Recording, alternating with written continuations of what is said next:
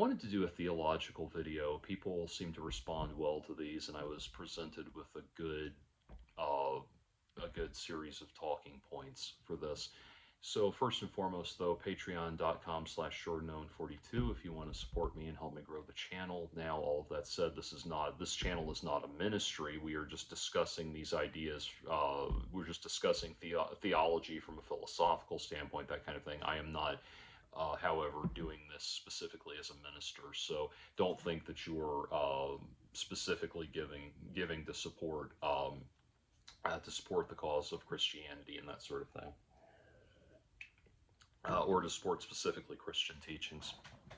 Anyway, I did a video called "Don't Get Into Anton LaVey / The Church of Satan," and one of my longtime viewers wrote in and said, "Well, speaking as a lifelong atheist, I honestly have no horse in this race. I would, if I were you, be a bit careful with throwing around the label of evil, though. You now belong to the religion which introduced the doctrine of hell to the world, which is quite possibly the most evil idea anyone ever came up with.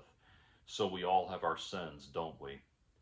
This other person followed up and said, "Not to mention telling children about this idea of hell and eternal torment. I know adults through half their lives that struggle with this fear. It's a form of abuse. No one can say it isn't, except they actually believe this." So, before I get into kind of responding to some of these ideas, debunking certain things, philosophically challenging certain things, I want to begin by acknowledging that there are people out there who use uh, the cause of promoting Christian ideals and Christianity and Christian ministry. They use those things as a forum for abuse. They are abusers. And I do want to say, though, that those people, and yes, I am talking about very successful, high-profile people, lots of them, are not practicing Christianity in any way, shape, or form.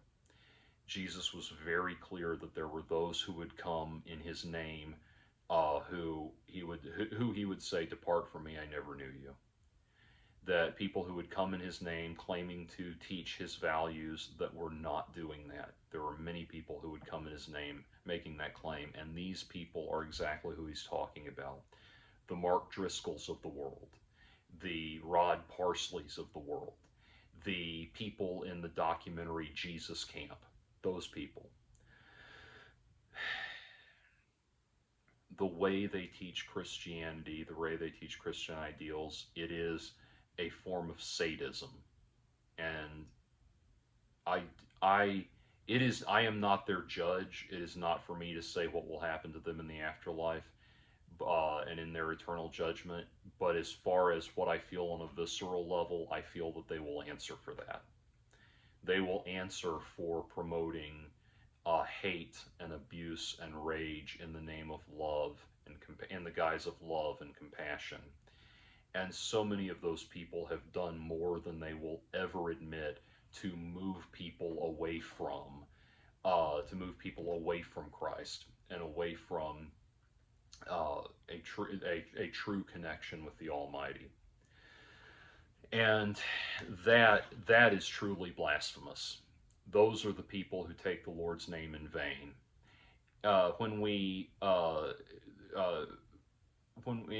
In modern usage, for some reason, when we talk about not taking the Lord's name in vain, we assume that that means exactly one thing, which is don't say "God damn," which is not specifically laid out at all.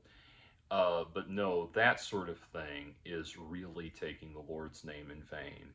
Especially people, again, like the holy rollers, the televangelists, so many of them that are so nakedly, obviously doing it for their own personal self-aggrandizement. And we should be unsurprised when so many of those people are revealed to be caught up in all kinds of scandals and all kinds of scandals and all kinds of internal immorality with regards to how they run their organizations. And again, looking at you, Mark Driscoll.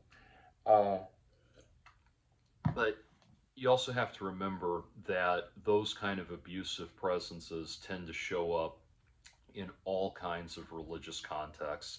And if those people were teaching you about Hinduist or Buddhist concepts of reincarnation, they would be up in your face screaming at you about whether or not you wanted to be reincarnated as a cockroach. It's not the material itself, it's the people that use it. It is the way people apply it. And as terrifying as furiously terrifying as so much of the Bible is, there is a real there is an important angle through which we're supposed to understand it. And I'm actually going to get to that in just a moment.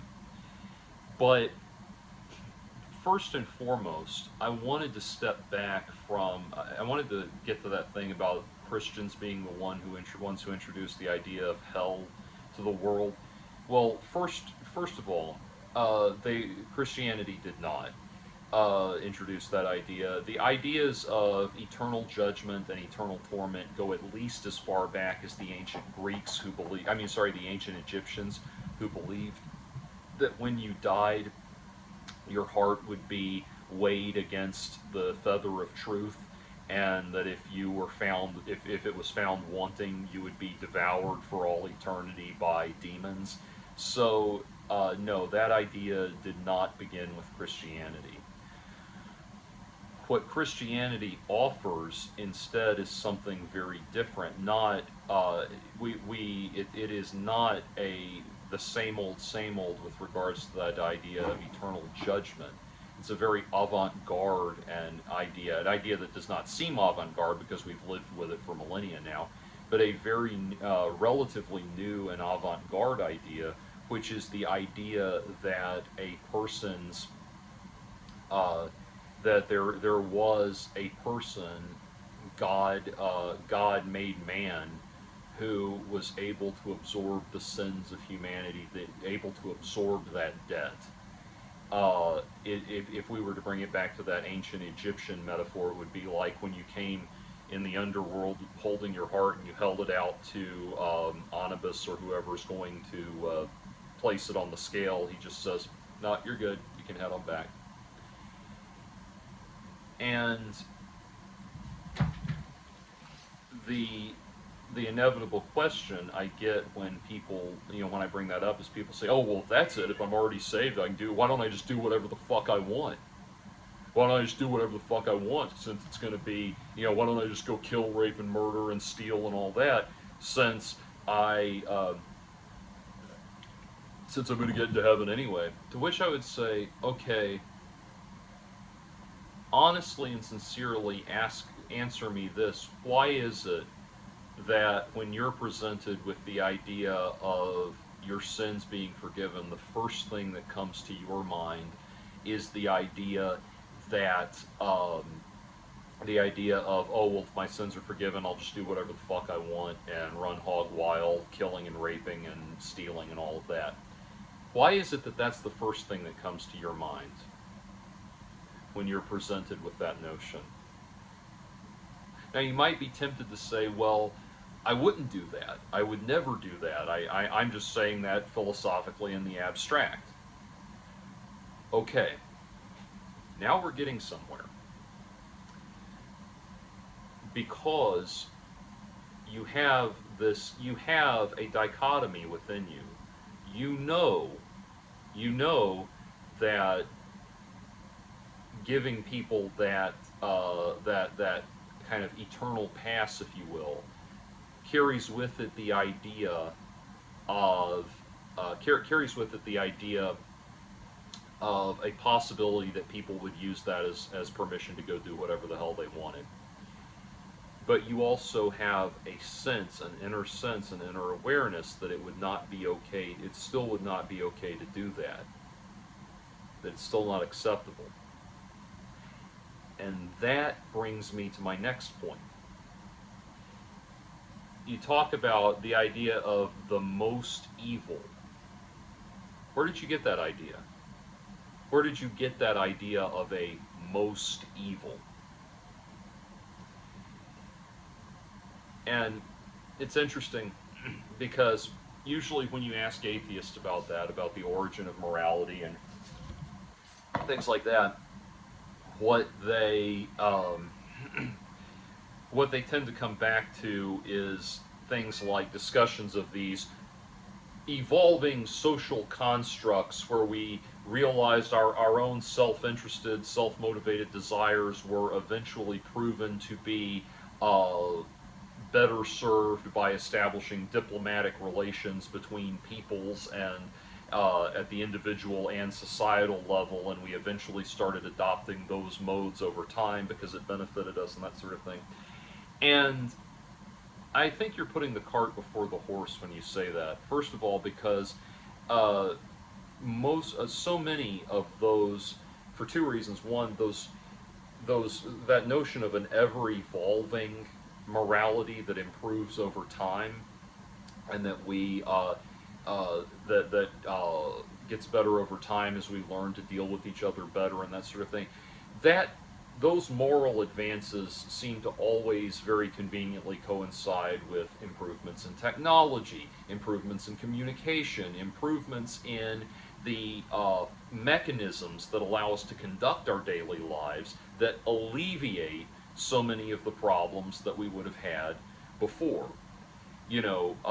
So for example, if you went back just 150 years, if you were going to cross this country, you would probably have to hire mercenary gangs to escort you through the wild, unsettled regions and that kind of thing, which we don't have to do anymore because we have modern air travel and interconnected nationwide state level systems of law enforcement that serve to protect people, et cetera, et cetera. And so as our capacity to live better improves, those improvements tend to come along with it. What it doesn't get at really, though, is what system of thought produces the best results. And I say that because if you look at it over time, we actually are not consistent in our this concept of what constitutes a higher morality.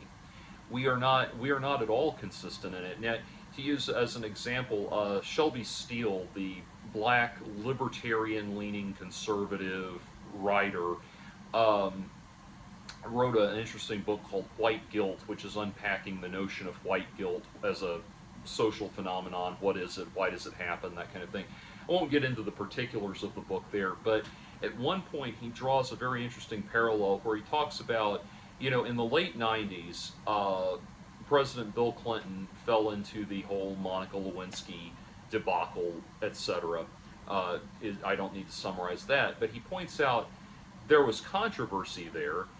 People were genuinely wondering if the revelations that the president had this dark, perverted aspect, sexual aspect to his personality was proof that he um, was proof that he was not morally fit to hold office. To which Donald Trump said, "Hold my beer." But anyway, his presidency survived that scandal, the moral outrage of that scandal. And Shelby Steele draws a parallel to, I forget who it was, which president. I think it was FDR, but I'm not certain about that. That he said FDR was rumored to have used the N word that only black people can say. That one. He was rumored to have used that word while he was in the White House, or while he was a president at some point. And he makes a very interesting point. If you stop and thought about it, FDR, his presidency at that time could have survived the controversy of the revelation that he'd used the N word. It might not have been a popular thing. It might have hit his approval rating, but he would have survived. His presidency could not have survived the revelation of an extramarital affair.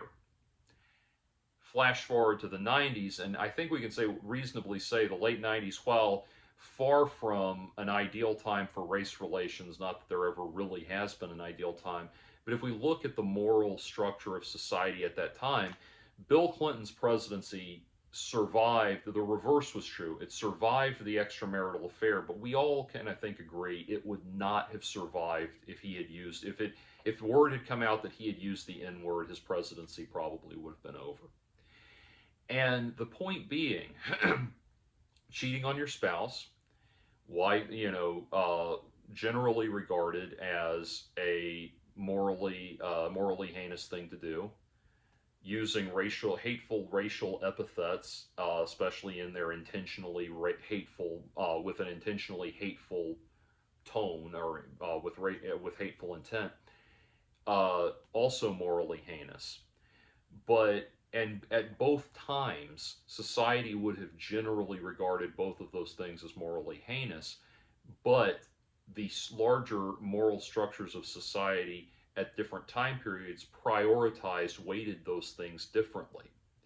And that's the thing. When we try to point to a secular evolution of working towards mutual benefit and that kind of thing, it doesn't really hold a lot of water, because we can't really get at a consistent thread of what that's supposed to be. So, where does that leave us? Well, if we were to bring it back into those Christian terms, yes, you would say that God was the perfect lawgiver that provided us with the moral code. But think about something. When we talk about Christian ideas, they tend to get cut off from a larger philosophical discussion, which is unfortunate. Think about Plato's idea of form theory. The idea that everything we experience in this life is an imperfect version, an imperfect recreation of a perfect form.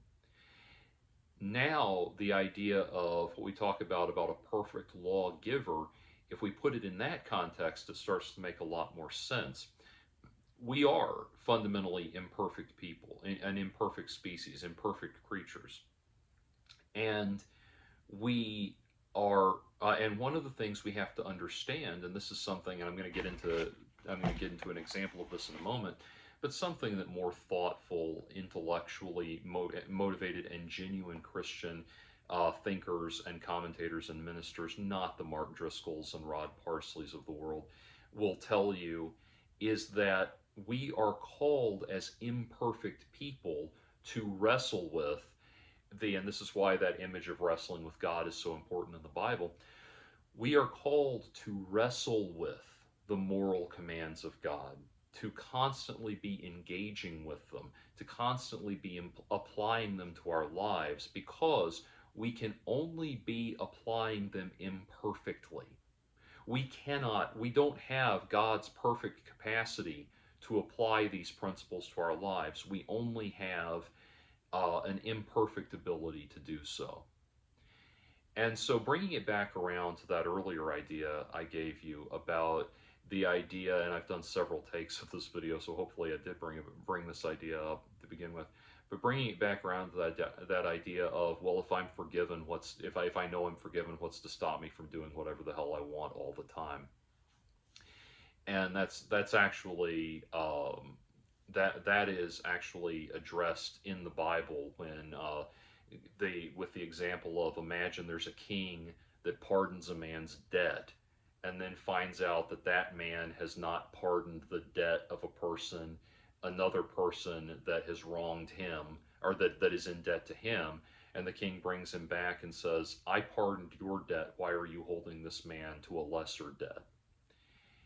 That is the frame through which we are to interpret Christian morality. And we start to think about it in that light. What is expected of us, having been forgiven? How would we pay that forward? That's the call. And when you understand that, you start to understand a little more about how the notions of hell and eternal torment start to factor in a proactive way. When we interrogate our own morality against our understanding of the moral ideals that we are called to wrestle with, we should not be coming to a place of hypocrisy. It should guide us away from acting from a place of hypocrisy. We should feel so loved by God that we want to extend that love to others. And that's the thing, Christians didn't invent the idea of hell. Christ himself brought the idea that our debt is paid and we honor that payment by paying it forward. That's a very different thing. And when we start to do that, when we start to think about the person who doesn't pay it forward, what would it mean to not pay that love forward? We start to see what it means to create hell for yourself. We have, I have had the real misfortune of knowing some very evil people. Um, People who, and some of which are so evil that you would consider them the devil, and it feels like dealing with the devil incarnate. You feel yourself dying on the inside as you are in their presence. And what I can say about all of those people is that whatever bluster they may have on the surface, it's very apparent that they're in hell already, that they are filled with pain and emptiness and misery, and it's coming out of them in a very obvious and dark and toxic sort of way. And if we start to understand that, if we start to understand that concept, that this is how hell reaches us, this is how hell gets to us, then we start to understand things a little better about why it's not evil. It's sad. Hell is not evil. Hell is sad. I knew a woman, and I won't say anything to identify her, obviously, but I know a woman who I had the opportunity to have sex with a number of years ago. And the reason I had the opportunity to have sex with her is not because she was particularly interested in me. It was for two reasons. One, she was the best friend of the girl I was seeing at the time, woman, that I was seeing at the time. And she seemed to always have an interest in dating whatever man or hooking up with whatever man my girlfriend at the time was with. Her current boyfriend at the time was a man who my ex had been involved with previously. And that man had been stringing her along, getting her to this other woman, not my ex, this other woman, had been stringing her along, convincing her or letting her believe that if she could kind of prove herself to him, he would eventually maybe marry her someday or something like that. And so for that reason, she was willing to go out and have sex with other men because it got him off. It was, he found it attractive. It was attractive to him, appealing to him in some way, even though they weren't married, to have a kind of hot wife situation. And she really believed, she was making herself miserable because she really believed that if she kept doing this, kept giving in to his fantasies and his desires in this way, he would eventually marry her. No, of course not. He's using her.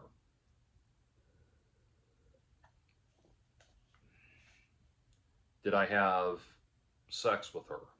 No. It was not without considerable restraint on my part. Because that's where we have, and using this, that would have been giving into the sin of lust. Sexual desire is not a sin any more than hunger is gluttony. Sexual desire is not lust any more than hunger is gluttony. But if I had given into that, if I had used the way this man is mistreating this woman, chivying her into doing sex acts she doesn't really want to do because she thinks he'll eventually marry her one day.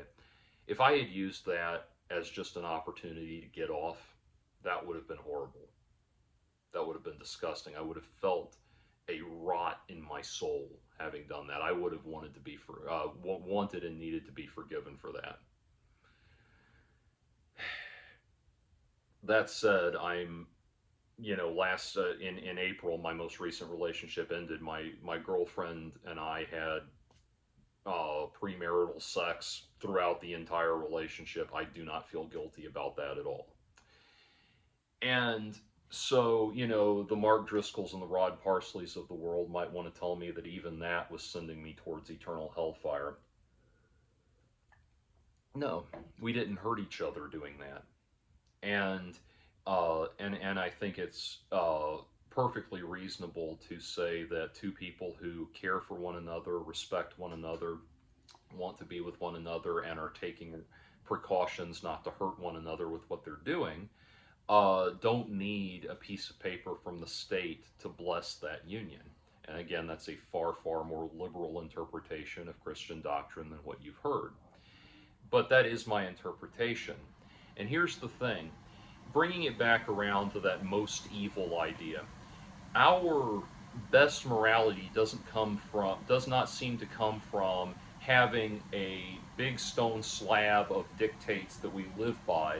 It comes from constantly interrogating our morality, constantly constantly and intentionally analyzing our morality one step at a time as we go. And again, if I was not analyzing, I'm not patting myself on the back for that. And I'm, like I said, it took considerable restraint on my part not to use that, not to step into that opportunity. So I'm not patting myself on the back at all. That was a skin of my teeth, near miss for me. But constantly interrogating the implications of what I do and how they affect others. That's how that is paid forward. And by paying that forward, I find in myself a person I want to be, a person I can live with, a warmth and a truth that I want to share with the world. That is what's keeping me out of hell. Constantly giving in to things, to base desires with no regard for the consequences, and and continuing to rack up endless destruction. That would not just send me to hell in the afterlife. That would create a feeling that I was on a path to hell in this life. And C.S. Lewis, famously said that this life is merely the shadowlands for a shadowy representation of what we will find in the next life. And that goes back into that Platonian idea of form theory. He's not coming from nowhere philosophically when he makes that example. And so again, if I was the kind of person who was doing the things I just described, all of that, those self-destructive, hurtful, painful things, that would be moving me away from a place where I felt like I could be in touch with God's love. That would be moving me away from the sense, the feeling that I have of God's love in my life. And that properly understood and properly integrated is what Christians should be operating off of when they talk about not going to hell. Again, there are people who would get up and scream in my face and bonk me on the head with a Bible and fill my brain with all kinds of visions of eternal hellfire and damnation if I don't go apologize for having had premarital sex. But those people, again, are abusers. There should be no shame. No, go read 1 John to really know what's called for us in love. But no, we are not called to torment one another with declarations of fear and anger and rage and all of that.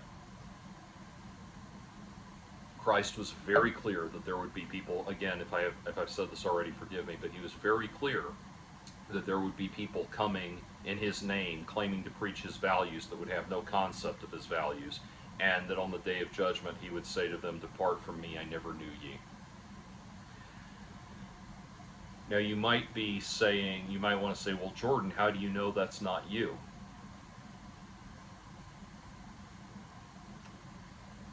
Ultimately, I don't. Ultimately, I have to interrogate myself and constantly be asking myself. I have to wrestle with God.